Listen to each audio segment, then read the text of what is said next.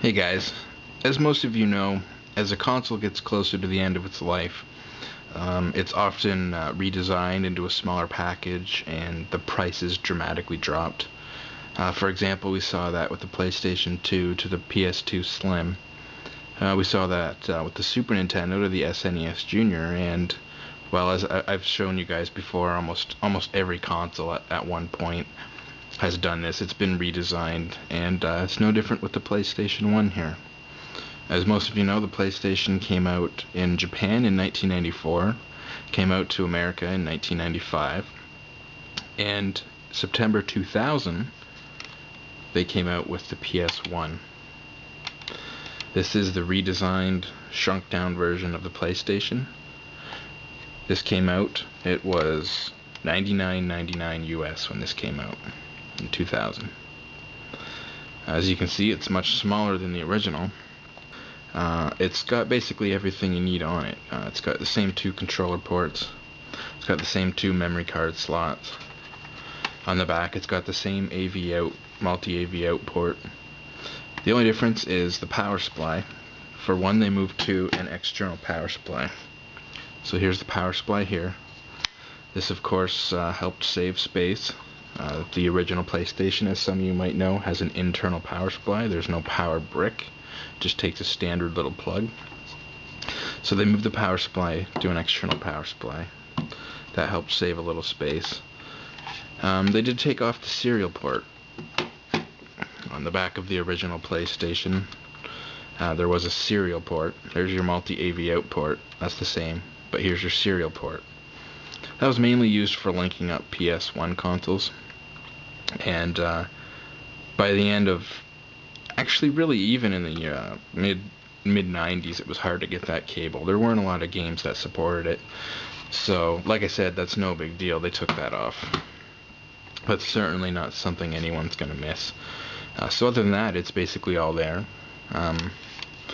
My favorite thing about this system, other than obviously its compact design, is the fact that Sony released the official LCD screen for it. The screen came out, it was a little more than the system. It was $129.99 US for the screen. Of course, we're talking 8 years ago. LCD screens of a good quality weren't cheap. And this is a pretty nice little screen. You can get screens for like the GameCube and the Xbox, but they were never official products. They were always made by like Mad Catz or Pelican, and you never got an official one. This is an official Sony PlayStation product. So the quality is there, and it fits right on the system very well. Let me show you the back of the system again. You got your DC input, your multi-AV output. Now here on the screen, we got the same jacks that are of course going to line up. It's also got these two screws, as the screen will basically fasten right to the back of the PS1. So you just tighten these two screws in, and there you go. It's still pretty small, it's still pretty compact. You can definitely take that with you anywhere. So you don't need a separate power supply for the screen and the system.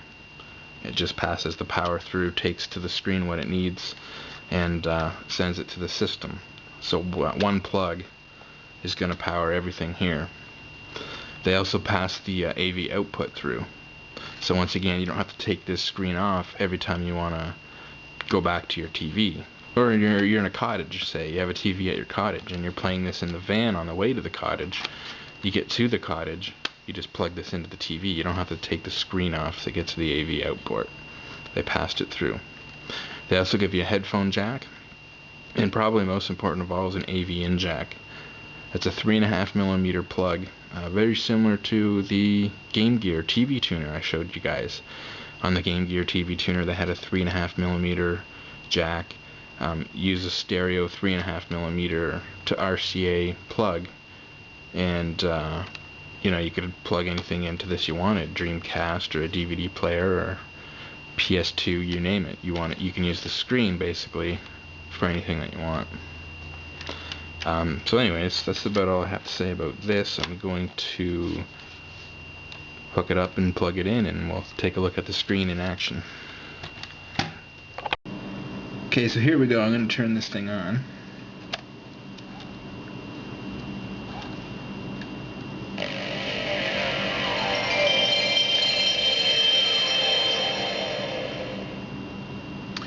One thing I forgot to mention, and I thought I'd show you here, they did change the little kind of BIOS menu in the PlayStation. If you remember the original PlayStation, this was purple, and it had like CD player, memory card, or whatever listed in like green and yellow. It was ugly, and it looked pretty out of date, so they changed the whole menu on there.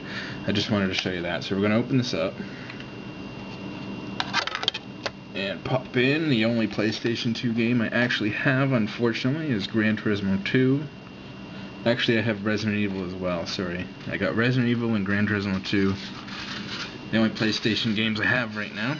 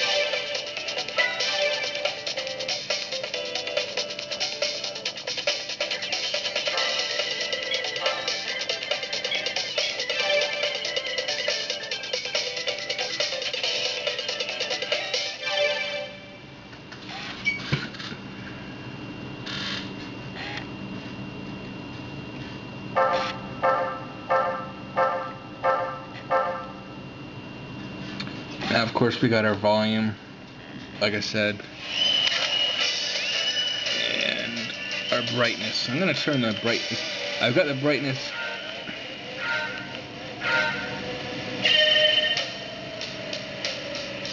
As you can see, I've got the brightness almost all the way down, and that's because of this camera, the way it picks up the screen. The screen gets really, really bright, so I think the camera's going to pick it up better with the brightness down. And let's see. So I don't know how good the camera's picking this up. It looks a little bluish on the screen as far as I can tell on the camera, but in person the screen looks really good. It looks almost flawless. The colors are really good. Shit. Son of a bitch. The colors are really good. Like I said, it's very bright. I've got the brightness turned almost all the way down. It's probably like 15% brightness because it's just too bright for the camera. It's stereo sound, and one thing I did forget to mention, they also did release the car adapter kit for it, which was basically you plug it into your cigarette lighter and it would power up just like the power supply. It would power up the screen in the system, and I think that was about $40 to buy that. So once again, let's go back to the brightness. Yeah, as you can see, I have the brightness almost all the way down. Otherwise, it's just way too bright for the camera to pick up. But it looks really good. It's a really good screen. It's nice to see that they made an official product like that. And I gotta thank Danny again. This thing's awesome. And I definitely gotta pick up more PlayStation games now to play on this, because they look really good on this little screen. You know, it's awesome. So thanks, Danny.